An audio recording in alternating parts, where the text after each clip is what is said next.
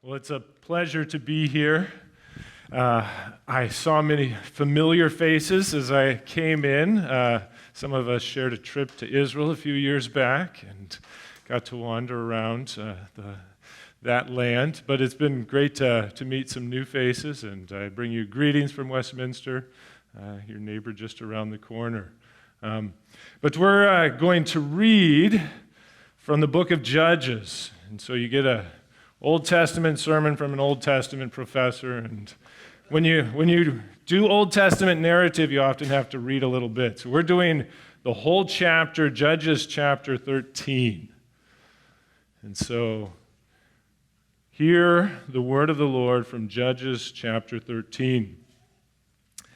And the people of Israel again did what was evil in the sight of the Lord, so the Lord gave them into the hand of the Philistines for 40 years. There was a certain man of Zeroah, the tribe of the Danites, whose name was Manoah, and his wife was barren and had no children. And the angel of the Lord appeared to the woman and said to her, "Behold, you are barren and have not borne children, but you shall conceive and bear a son. Therefore be careful and drink no wine or strong drink, eat nothing unclean. For behold, you shall conceive and bear a son. No razor shall come upon his head, for the child shall be a Nazirite to God from the womb, and he shall begin to save Israel from the hand of the Philistines." Then the woman came and told her husband, "A man of God came to me, and his appearance was like the appearance of the angel of God, very awesome. I did not ask him where he was from, and he did not tell me his name. But he said to me, 'Behold, you shall conceive and bear a son. So then, drink no wine or strong drink, and eat nothing unclean, for the child shall be a Nazirite to God from the womb to the day of his death.' Then Manoah prayed to the Lord and said, 'O Lord, please let the man of God whom you sent come again to us and teach us what we are to do with the child who will be born.' And God listened to the voice of Manoah, and the angel of God came again to the woman as she sat in the field. But Manoah, her husband, was not with her. So the woman ran quickly and told her husband, 'Behold, the man who came to me the other day has appeared to me.' And Manoah rose and went after his wife and came to the man and said to him, 'Are you the man who spoke to this woman?' And he said, 'I am.' And Manoah said, 'Now when your words come true, what is to be the child's manner of life, and what is his mission?' And the angel of the Lord said to Manoah, 'Of all that I said to the woman, let her be careful. She may not eat of anything that comes from the vine, neither let her drink wine or strong drink or eat any unclean thing. All that I commanded her, let her observe.' Manoah said to the angel of the Lord, 'Please let us detain you and prepare a young goat for you.' And the angel of the Lord said to Manoah, 'If you detain me, I will not eat of your food. But if you prepare a burnt offering, then offer it to the Lord.' For Manoah did not know that he was the angel of the Lord. And Manoah said to the angel of the Lord, 'What is your name? So that when your words come true, we may honor you.' And the angel of the Lord said to him, 'Why do you ask my name, seeing it is wonderful?' So Manoah took the young goat with the grain offering and offered it to the Lord, offered it on the rock to the Lord, to the one who works wonders. And Manoah and his wife were watching. And when the flame went up towards heaven from the altar, the angel of the Lord went up in the flame of the altar. Now Manoah and his wife were watching, and they fell on their faces to the ground. The angel of the Lord appeared no more to Manoah and to his wife. Then Manoah knew that he was the angel of the Lord. And Manoah said to his wife, 'We shall surely die, for we have seen God.' But his wife said to him, 'If the Lord had meant to kill us, he would not have accepted a burnt offering and a grain offering at our hands, or shown us all these things, or now announced to us such things as these.' And the woman bore a son and called his name Samson. And the young man grew, and the Lord blessed him, and the Spirit of the Lord began to stir him in Mahaneh Dan between Zorah and Eshtaol."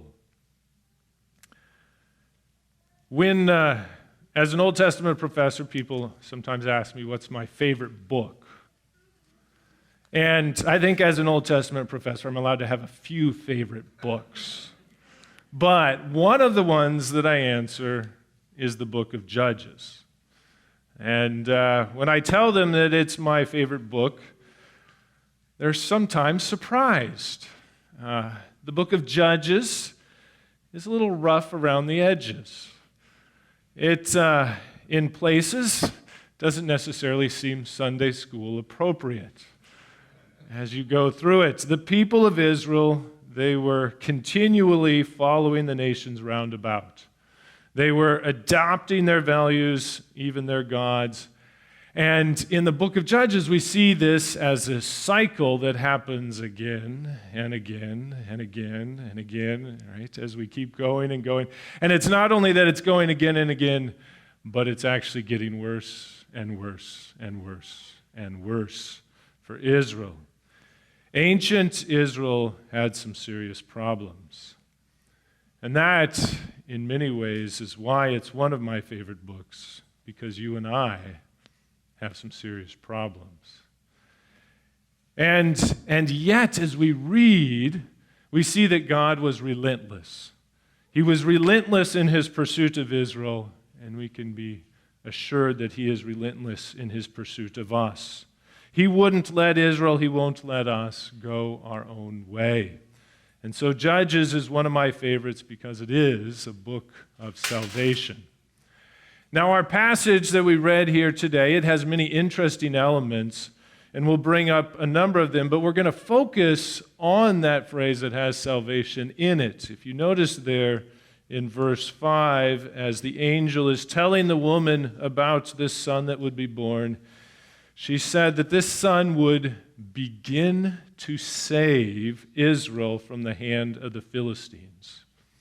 It's an interesting phrase, begin to save. I think it's the only time we get it in the Old Testament or even the whole Bible. And so we're going to reflect on that, and we're going to ask the question, what type of salvation is this talking about? And what is the method of this salvation? And what ultimately is this cost of this salvation? And so the type, the method, and the cost of the salvation. And so by the question, the type of salvation, the first point here, we're asking really what did Israel need to be saved from? Now, the book of Judges, if you're familiar with it, you know it has this cycle, as we said. And it begins with Israel forsaking God, apostasy. And from that, God sends then oppression against his people, as his wrath is kindled against them, and so there's all of these foreign nations. And then Israel, as they're now oppressed by this foreign nation, they cry out to God in their distress. And after crying out to God, God then raises up a judge, and he comes and saves them from this oppression, and then there's a time of rest. And so the book of Judges is great as it has this cycle, but it's important to know that this cycle doesn't actually just repeat itself. As we go on, and as things get worse and worse, the cycle itself starts to break down. And so if you've read the book of Judges, you may have noticed that by the time we get to Gideon, he's the last judge where there's actually rest after he delivers them. We don't find it with the judges that are coming after. And now here we have Samson, and one of the changes is our key phrase here. He's actually only going to begin to save. He's not bringing this salvation. And if you noticed right at the beginning, there's another thing missing. We find the two parts, our first couple verses there, the people of Israel did what was evil in the sight of the Lord, and so the Lord gave them into the hands of the Philistines for 40 years. But then what's missing? This is where the silence speaks more than words, because we're expecting something. What was the next thing? Israel crying out. But they don't. Israel doesn't cry out. Israel's real problem during this whole time, it was never these nations. It was never the Moabites, the Midianites, the Amalekites, any of these other nations. They were always this people sent as punishment for apostasy as they turned away, to bring them back so that they would cry out to God in those times of oppression, that Israel would realize their sinful ways. But that doesn't happen this time. And if we read on in chapter 15, what we find is actually after Samson starts picking a fight and he's in these battles, they actually get mad at Samson for what he's doing. And so chapter 15, verse 11, the 3,000 men of Judah went down to the cleft of the rock of Etam and said to Samson, "Do you not know that the Philistines are rulers over us? What then is this that you have done to us? Stop fighting the Philistines, Samson. You're ruining things." And so Israel, by this time, has really forgotten to pray. They've forgotten how to pray, the need to pray. They're so blinded by their sin that they don't see the misery that it's caused, the misery that they're in. The world has so captured them by its cares and its concerns, its idols, its pleasures, that they've blocked out that ultimate reality, that there is a God who created and whom they must give account. And many commentators, I think, rightly point out that Samson's parents, in many ways, are illustrative of this also. They're similar to Israel. The announcement of a child to a barren couple, we see that. That's a pattern, again, we find in the Scriptures. But this one is a little different because of what doesn't come before it.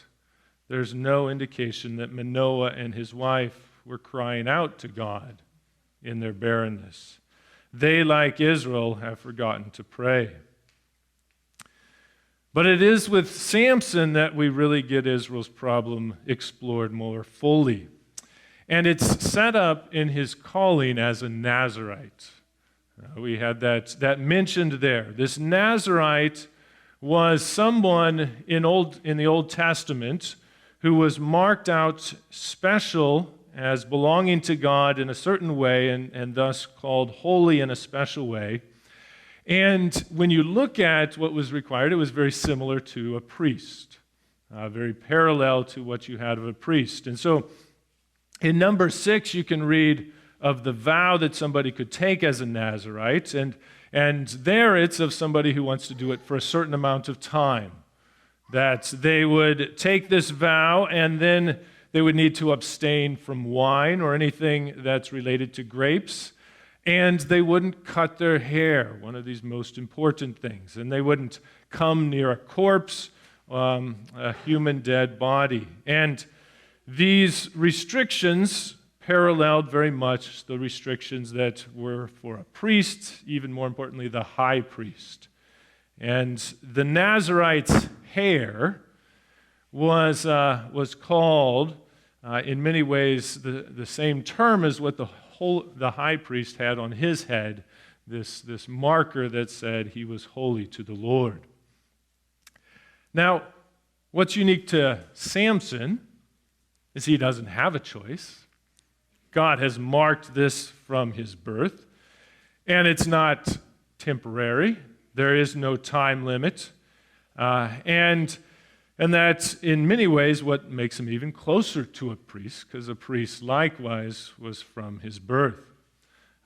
And so we get these requirements that are told to his mother that are to be told to him, and it mentions the wine, and I think it emphasizes one thing that's common, not eating from things that are unclean, as what all of Israel was to do. But what's the point? What am I getting at? What's essential for this? Well, the priests, and thereby the Nazirites, they were actually to be models for Israel. They were teaching Israel, but in miniature. They are to illustrate what priestly is, because the whole nation was to be a kingdom of priests and a holy nation. And so they were to see that. And so the priests, the Nazarites, they are the ones who are consecrated to distinguish them from the rest of the people. And thus all of Israel is to see how they are to be consecrated, holy, and distinguished from the nations round about. And so here we have Samson as an image of Israel, consecrated as a Nazarite from the womb, set up as this type of picture of Israel and their consecration. And how does Samson do?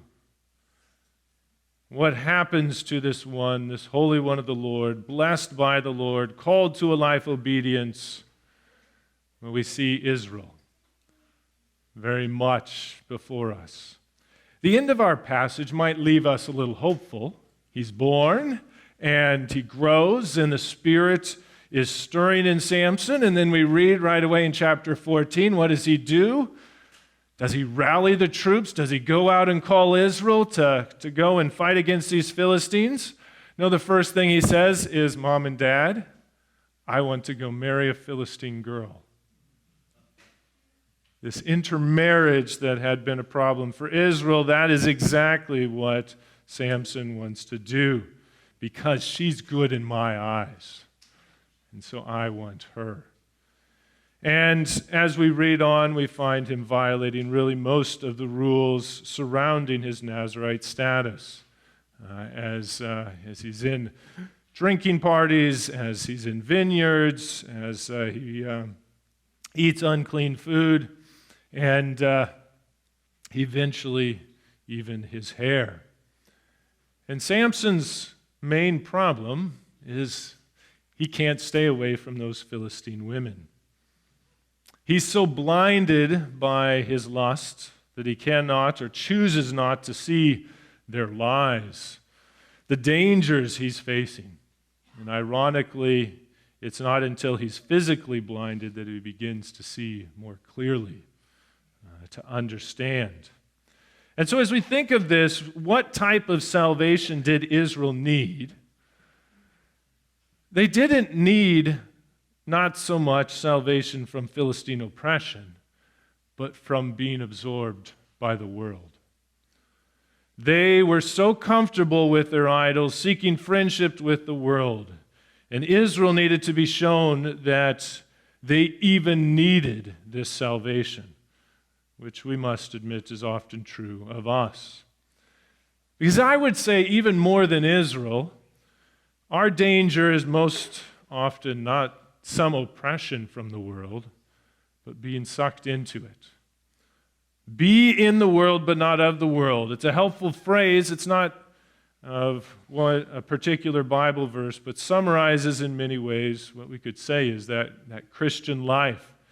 And we could turn to many passages that have something similar. 1 John 2, 15 through 17 says, "Do not love the world or the things in the world. If anyone loves the world, the love of the Father is not in him. For all that is in the world, the desires of the flesh and the desires of the eyes and the pride of possessions, is not from the Father, but is from the world. And the world is passing away along with its desires, but whoever does the will of God abides forever." In our lives, we are very involved in this world, and rightly so. We work alongside our neighbor. We use our talents to serve in various ways. We enjoy many of the good things that are in this life, fine food, good entertainment. We're concerned for good government, sound economic, environmental policies, all of these various things. And yet in all that, God has called us to be different. As Christians, our motivations, our purposes, our priorities, our hopes, they're all to be different from what is out there in the world. And yet, too often, all too often, we begin to adopt its values, its pleasures, its goals. We go about our daily lives and we forget that we are accountable to the Creator of the heavens and the earth, that all men must give account.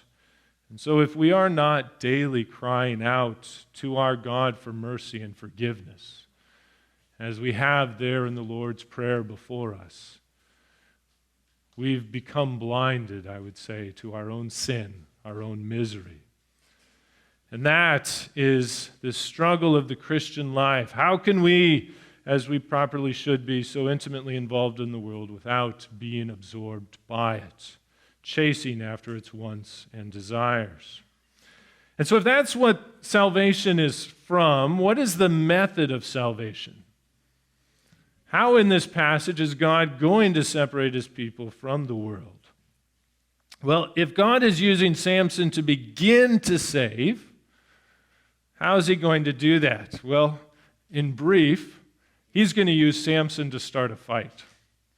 And Samson's rather good at that, if you read the rest of the story. Israel's being absorbed by the Philistines, so God is going to use Samson to put enmity between his people and the world. Remember Genesis 3:15, that promise from the beginning after Adam and Eve had in many ways joined up with Satan. God says, I won't let that stand. Instead, I will put enmity between your seed, the serpent seed, and the woman's seed. But we could say some more. There's something else we should take notice. In Judges 13, this message of Samson's birth, it's repeated 3 times, and maybe it felt like that as I was reading it. We find the angel coming to the woman and telling her about this birth. And then what happens? The woman, and she goes and tells her husband what the angel said.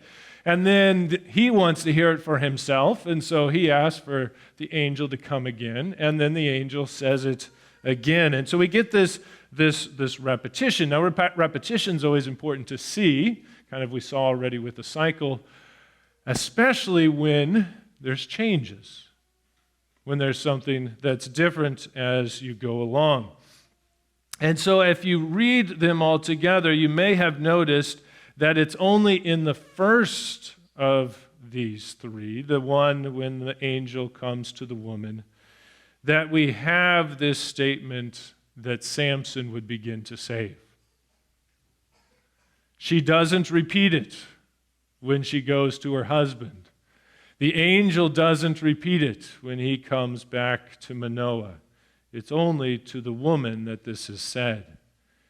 And so it seems that the woman, she hides this. She conceals this from her husband. And I would say, as we look in the text, that she also hides it, conceals it from Samson.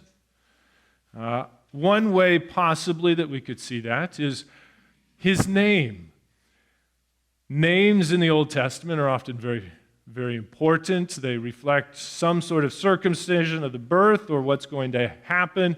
And so we might expect a name that would be related in some way to what he's going to do, begin to save. And yet she names him Samson, which seems to be related to the word sun, as far as S-U-N, sun, in the sky. And in many ways, commentators have said it's even maybe not a great Israelite name, because many roundabout thought of the sun as a deity. And so is this more reflective of their problem than the solution? Now, if you read the rest of the Samson account, it's certainly clear Manoah and Samson, they know about his Nazirite status. And Samson, he connects his strength with that hair that marks him off as holy. And yet, as you read through it, I would argue that no one, including Samson, seems to view him as the one who is beginning to save Israel from the Philistines. As we said, the Israelites themselves, they're mad at Samson for what he's doing. Stop it. We're under the Philistines. Don't do this. And as we come to Samson himself, he never organizes an army. He never rallies the troop. Instead, in his fights with the Philistines, they are always motivated by personal revenge. even at the end, in his dying wish, as he prays to God, he says, may he have his strength one last time so that he can be avenged on his enemies for his 2 eyes. And so in this narrative, it's God. God is the one who is using Samson to begin to save. But we have a situation where God sent to his people, he sent to this people who weren't looking for salvation, a Savior who didn't know he was beginning to save. Let me say that again. God sent to his people who were not looking for salvation, a deliverer, a Savior that didn't know he was beginning to save. As we said, all Samson wants to do is turn his back on his unique consecration. All he wants to do is join the world by marrying a good-looking Philistine girl, but God won't let him. God won't let him or Israel away from his relentless grace. And so God, as we read on in the text, he uses Samson's sinful actions as the occasion for his plan of salvation. And in chapter 14, verse 4, you get that statement as he's asking about this Philistine girl to marry. It says, his father and mother did not know that it was from the Lord, for he was seeking an opportunity against the Philistines. Samson's marriage is the beginning of a whole series of events that create this conflict, this enmity, this hostility between Israel and the Philistines. And so God was beginning to save his people by using Samson, as we said, to pick a fight. To pick a fight and create this enmity. And it's only through this conflict that we finally get someone crying out to the Lord. And it's Samson as he realizes his dependence upon God and what Israel likewise needs to realize. And so the book of Judges is one of my favorite books, and one of the reasons is it shows us so clearly God's love for his people, and that it comes when they are the most unlovable, and also that God uses us, frail instruments that we are, even when we're the most unusable. And so Samson and Israel in our story, they needed a rude awakening, and too often are we that different. You and I, likewise, we need to be hit upside the head, painful but necessary. Samson was chasing the pleasures of this world, and we so easily follow that same path. The ease and the prosperity of life, they cause us to forget about God, as we can depend upon those idols of money, of health, of prestige, whatever it is, until God uses some hardship, some conflict to call us back to himself, so that we again cry out knowing our dependence upon him. And so that leads then to our last point here, the cost of salvation. What does it mean for Samson that he'll begin to save? And we could start by asking this question, well, why did the woman, why did she hide this phrase from her husband, from Samson? Why did she hide the destiny of her son as the one to begin to save? And this is again where, as we compare these repeated accounts of what Samson would do, I think it's important to see one of the parallels. And so look at verse 5 this is where we get the phrase that he's going to be a Nazirite to God from the womb, and he shall begin to save Israel from the Philistines. And then notice what she tells her husband in verse 7. So we have the same thing, for the child shall be a Nazirite to God from the womb until the day of his death. What does it mean for someone to begin to save? How do you begin to save? Well, I would argue in this context, and what I think the woman understands, is that's a death sentence.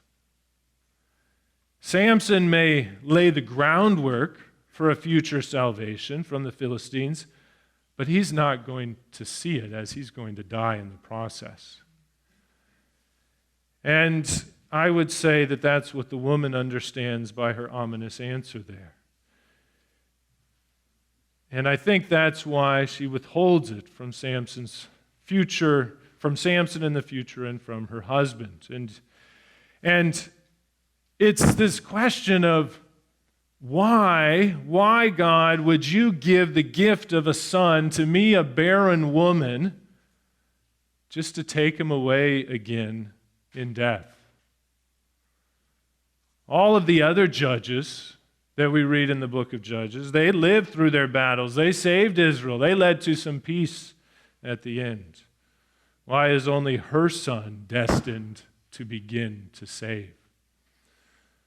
Well, God was not requiring anything that he himself would not undergo to an even greater degree. As we read in this text, this is this angel of the Lord, this one who tells the woman that Samson would begin to save. Manoah wants to know his name, and he says it's wonderful. The angel of the Lord, he performs this wonder as he goes up in the flame of the fire of the burnt offering. And a number of those things should at least sound familiar. You get similar terminology with the burning bush.